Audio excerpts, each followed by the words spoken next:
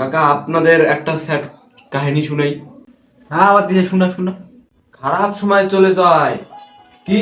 খারাপ সময় চলে যায় বাবা বাবা কিন্তু খারাপ ব্যাপারটা ঠিকই থেকে যায়। কাকা এমন এমন করলেন যে? আবার দিয়ে তোমার কথাটা আবার দিলের মধ্যে লাগছে। কাকা আমি একটা হুনাই হুনা হুনা।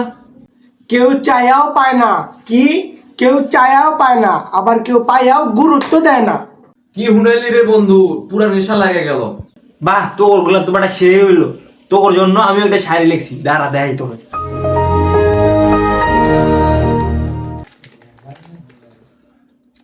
2 কেজি চাল 5 কেজি আটা।